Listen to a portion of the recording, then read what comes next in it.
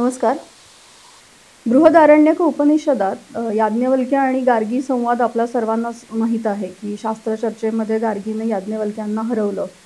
तर त्याच याज्ञवल्क्य ऋषींच्या दोन पत्नी होत्या, एक कात्यायनी आणि एक मैत्रेयी.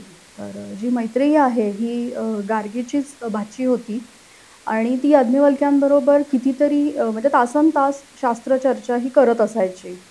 आणि मग तिला शास्त्रचर्चेतच रस होता. सगळ्या याचं ज्ञान तिने घेतलेलं होतं. वेद, उपनिषद, पुराण ह्याचं सगळं ज्ञान तिच्याकडे होतं. आणि दुसरी जी होती कात्यायनी, ती घर, संसार ह्याच्यामध्ये रमलेली असायची. तिला ह्या दोघांच्या शास्त्रचर्चेमध्ये अजिबात इंटरेस्ट नव्हता. ती सगळं म्हणजे गायी सांभाळणं, तेव्हाचं जे पशुधन होतं ते सांभाळणं, घर सांभाळणं हे सगळं छान पद्धतीने करत होती. आणि जेव्हा याज्ञवल्क्यांनी वानप्रस्थाश्रम स्वीकारायचा निर्णय घेतला, तेव्हा त्या दोघांच्या या दोन पत्नींमध्ये त्यांनी त्यांच्या संपत्तीची समसमान वाटणी केली आणि ते निघाले वनात.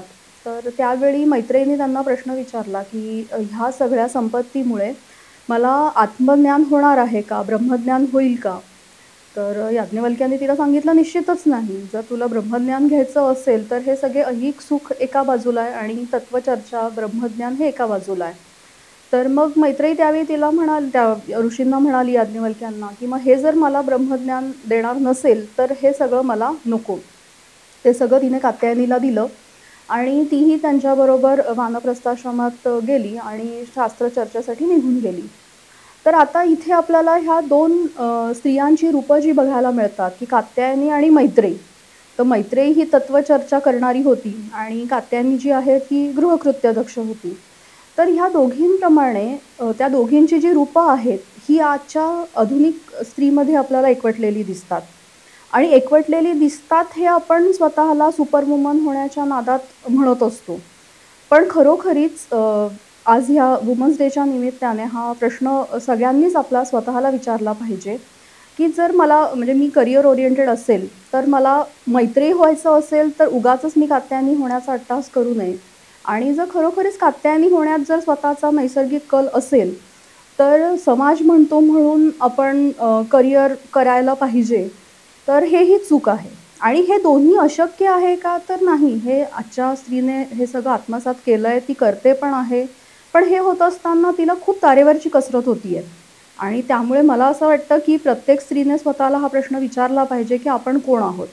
कधी कधी असं होतं की ज्या करिअर करणाऱ्या स्त्रिया आहेत तर त्या घर सांभाळत आहेत आणि ज्या कात्यायनी म्हणून ज्या आज करिअर ओरिएंटेड होण्याचा समाज म्हणतो म्हणून करण्याचा जो प्रयत्न करतायत, त्या मैत्रेयी ज्या त्या कात्यायनी आणि मैत्रेयी होण्याचा प्रयत्न करतायत त्या करिअरच्या ठिकाणी, आपल्या ऑफिसच्या ठिकाणी लिटरली पाट्या टाकतात. म्हणजे करिअर करणाऱ्या स्त्रिया वेगळ्या आणि घर सांभाळण्याची मानसिकता असणाऱ्या वेगळ्या. तर दोघींनी स्वतःला प्रश्न विचारावा की मी कोण आहे? आणि जेव्हा खरोखरीच असा स्वतःच्या आतून आवाज निघेल की हो मी कात्यायनी आहे, तर तिने ते स्वीकारलं पाहिजे. समाजाने तिला तो सपोर्ट केला पाहिजे की हो मला जर सगळं घर सांभाळायचं असेल तर मी ते सांभाळीन. आणि जी मैत्रेयी आहे तर ती तिचं करिअर तर करतेच आहे, सगळ्याच जणी आज करत आहेत. पण जर त्यांना नसेल हे सगळं घर आणि हे सांभाळण्यात किंवा कात्यायनी होण्यात इंटरेस्ट नसेल तर त्यांनी स्वतःचा तसाही स्वीकार करावा. तर आज खूप शतकं म्हणजे स्वातंत्र्यानंतर स्त्रियांना खूप अधिकार मिळाले, शिक्षणाचे असतील किंवा घरातनं समाजातनं जो काही सपोर्ट आहे तो मिळतोच आहे.